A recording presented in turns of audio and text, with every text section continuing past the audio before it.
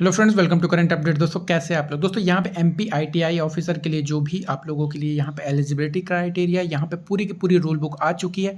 Short में आपको सारी चीज़ें डिटेल में जानकारी देने वाला हूँ कि कौन कौन इसका फॉर्म भर सकता है और कौन कौन से ट्रेड में क्या क्या क्राइटेरिया मांगी गई है और इसका जो सिलेबस है यानी कि उसका ट्रेड से संबंधित जो भी आपका डिटेल में सिलेबस है उसकी भी जानकारी इस वीडियो में देने वाला हूँ। वीडियो स्टार्ट कर लेते हैं, चलिए बिना टाइम गवाए। तो सबसे पहले तो देखिए दोस्तों, यहाँ पे आप लोगों की जो आईटीआई का सिलेबस है आप देख सकते हैं कि यहाँ पे सिलेबस फॉर ट्रेनिंग ऑफिसर ये सारी चीज़ें दी हुई है, जो कि मैं आपको लास्ट में डिटेल में जानकारी में दूंगा। सबसे पहले तो मैं इसकी रूल बुक के बारे में आपको डिटेल में जानकारी दे देता हूँ, ठीक है। देखिए इसकी जो बेसिक सी जानकारी है आप लोगों को ध्यान में रखनी है कि आवेदन जो एग्जाम फॉर्म फिलिंग की डेट है वो 1 तारीख से आपके फॉर्म भरने चालू होंगे, 15 तारीख तक इसके फॉर्म भरे जाएंगे। एग्जाम डेट की बात कर लूँ तो 16 दिसंबर को इसका एग्जाम डेट है और ये एग्जाम डेट एक्सटेंड भी हो सकता है, ठीक है। और तो अगर आप लोगों की प्रिपरेशन नहीं है तो भी इसका फॉर्म भर लीजिएगा। दूसरी चीज़ यहाँ यह जो एग्ज़ाम है केवल मध्य प्रदेश के स्टूडेंट ही दे सकते हैं, तो अनदर स्टेट के स्टूडेंट इसका एग्ज़ाम बिल्कुल नहीं दे सकते हैं। तो कंपटीशन आपको काफ़ी कम देखने को मिल जाएगा। देखिए इसमें 2 तरह की भर्ती आई हुई है, एक है आप लोगों की परमानेंट गवर्नमेंट जॉब और एक है आप लोग की समदा वाली। तो 2 तरह की भर्ती आई हुई है, उसके बारे में डिटेल में जानकारी मैं आपको नीचे दे रहा हूँ। तो चलिए दोस्तों, सबसे पहले तो देखिए जो मैं आप लोग को जो एज की क्राइटेरिया वो बता देता हूँ, तो उसके बाद आगे बढ़ेंगे, ठीक है। एक सेकंड में आप लोगों को एज के बारे में डिटेल में जानकारी देता हूँ, ठीक है। तो देखिए यहाँ पे आप लोग देख सकते हैं कि यहाँ पे जो भी तृतीय एवं चतुर्थ श्रेणी के लिए परिधि लोक सेवा परिधि के बाहर के हैं तो 18 से 40 वर्ष आप लोगों की जनरल वालों की एज है और 18 से 45 वर्ष जो एज है ओबीसी एसटी एससी बाकी कैटेगरी के लिए, ठीक है। 18 से 40 वर्ष जनरल वालों के लिए एज है, तो आप लोग अगर इसके क्राइटेरिया फुलफिल करते हैं तो आप इसका फॉर्म भर सकते हैं, ठीक है। आगे चलते हैं और मैं आप लोगों को यहाँ पे पोस्ट के बारे में जानकारी देता हूँ। देखिए जो टोटल पोस्ट आई हुई है दोस्तों, मैं आपको बता दूं कि टोटल 305 पोस्ट आई हुई है और उसमें 2 तरीके की पोस्ट, एक है सीधी भर्ती यानी कि आपके परमानेंट गवर्नमेंट जॉब और दूसरा है जो संविदा कर्मियों के लिए है, तो यहाँ पे 20% आरक्षित है, ठीक। जो कि दूसरी भी सीधी भर्ती लेकिन जो संविदा कर्मचारी है उनके लिए आरक्षित है। तो यहाँ पे 61 पोस्ट जो है टोटल यहाँ पे संविदा कर्मचारियों के लिए और टोटल ओपन पोस्ट यहाँ पे 244 सीधी भर्ती दी हुई है। तो यहाँ पे टोटल 305 पोस्ट होती हैं। तो देखिए कौन कौन से डिपार्टमेंट में पोस्ट आई हुई है आप देख सकते हैं। Electronics mechanic, refrigerator, air conditioner mechanic, यहाँ पे ड्रेसमैन मैकेनिक। तो यहाँ पे देखिए मैं नीचे आपको इनके बारे में डिटेल में जानकारी देता हूँ, ठीक है। देखिए आपको सभी पोस्ट के नीचे यहाँ पे डिटेल में जानकारी मिलेगी कि उसकी जो शैक्षणिक योग्यता क्या है, यानी कि आपकी कितनी पढ़ाई लिखाई होनी चाहिए, बेसिक से जानकारी, ठीक है।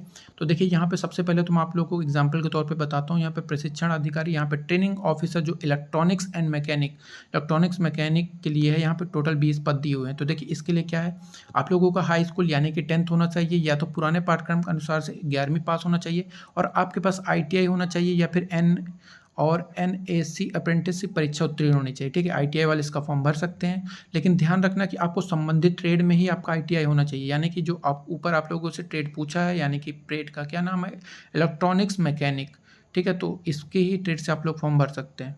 और देखिए यहाँ पे अगर मैं दूसरी चीज़ों की बात करूँ तो देखिए आप लोग को एक चीज़ बता दूँ कि आप लोग telecommunication, electronics and control system, electronics and science and engineering, ठीक है। तो यहाँ देखिए इलेक्ट्रॉनिक्स, तो यहाँ पे बेसिकली EC वाले भी इसका फॉर्म भर सकते हैं, ठीक है। और इसका चाहे आप लोग डिप्लोमा किए हों या इंजीनियर किए हों, दोनों लोग इसका फॉर्म भर सकते हैं, ठीक है।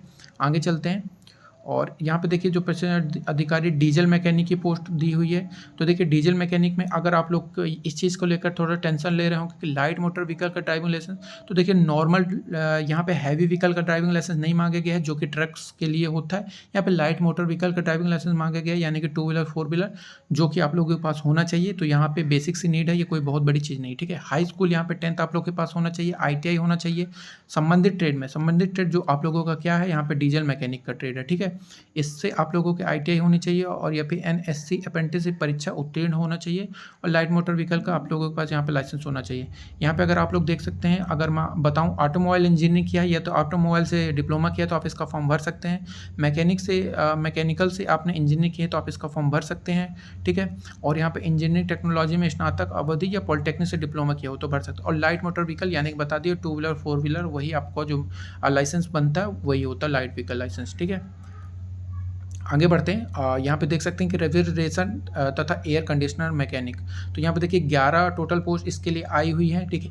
देखिए दोस्तों, जब आप फॉर्म भरे जाएंगे ना, तो वहाँ पे आपको डिफरेंट डिफरेंट ट्रेड्स चूज करना पड़ेगा। आपको प्रायोरिटी देनी पड़ेगी कि पहला ट्रेड कौन सा सबसे पहले भरना है, दूसरा ट्रेड कौन सा भरना है। उसी के अकॉर्डिंग आपका एग्जाम में क्वेश्चन भी पूछा जाएगा, ठीक है। तो आप लोगों को जो 25 नंबर के क्वेश्चन पूछे जाएंगे वो जनरल पूछे जाएंगे, ठीक है।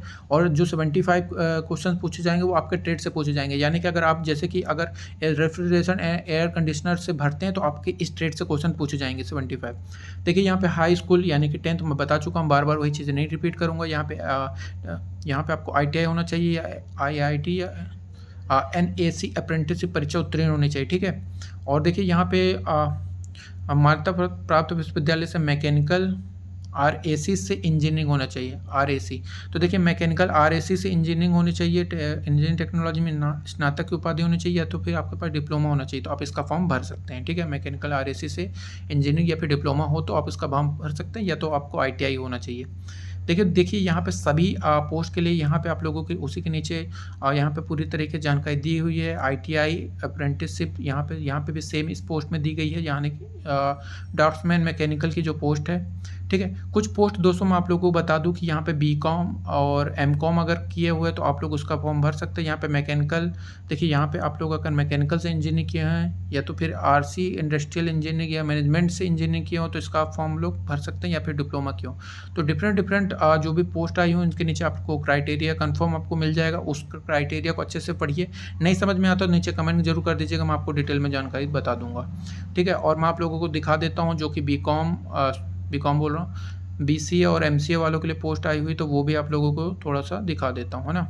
तो देखिए हाँ, देखिए यहाँ पे प्रशिक्षण अधिकारी computer operator and programming assistant के लिए यहाँ पे पोस्ट आई हुई, टोटल 48 पोस्ट आई हुई है। तो देखिए यहाँ पे आप लोग अगर कंप्यूटर साइंस से आपके पास इंजीनियरिंग या डिप्लोमा तो आप इसका फॉर्म भर सकते हैं। अगर ये चीज़ भी आप लोगों के पास नहीं है तो आप लोग ITI किए होंगे अगर इससे, तो आप इसका फॉर्म भर सकते हैं, ठीक है। ये चीज़ क्लियर समझ लीजिए कंप्यूटर ऑपरेटर से। और अगर ये भी नहीं है आप लोगों के पास तो आप लोगों के पास ये होना चाहिए, देखिए जो मान्यता प्राप्त विश्वविद्यालय से BCA यानी कि BCA या फिर आप लोगों के पास MCA की जो परीक्षा है वो आप लोगों से उत्तीर्ण की होनी चाहिए, ठीक है। तो MCA BCA वाले भी इसका फॉर्म भर सकते हैं, ठीक है। यहाँ पे 40 पोस्ट इसकी भी दी गई है। और दोस्तों बहुत ज़्यादा पोस्ट आई हुई है, इतनी ज़्यादा पोस्ट नहीं आती है, 300 बहुत ज़्यादा पोस्ट है। पिछली बार के कंपेयर में 2016 के बाद वैकेंसी आ रही है, और अब तो आप लोगों को पता नहीं कब देखने को मिलेगी, 10 साल बाद मिल सकती है, क्योंकि धीरे धीरे गवर्नमेंट जॉब्स को कम किया जा रहा है। तो यहाँ पर डिटेल में पूरी यहाँ पर जानकारी दी हुई है, आप इसका देख सकते हैं, ठीक है। डिफरेंट पोस्ट के लिए, और कुछ भी चीज़ें नहीं समझ में आएगी तो मैं आप लोग को आप कमेंट कर सकते हैं, तो मैं आप लोग को बता दूंगा। इस नोटिफिकेशन को अगर चाहिए होगा तो मुझे नीचे कमेंट कर दीजिएगा, या तो नीचे व्हाट्सएप नंबर मिल जाएगा, उस पर आप लोग कमेंट कर सकते हैं, ठीक है। देखिए यहाँ पे मैं यहाँ पे थोड़ा सा आप लोगों को सिलेबस भी बता देता हूँ।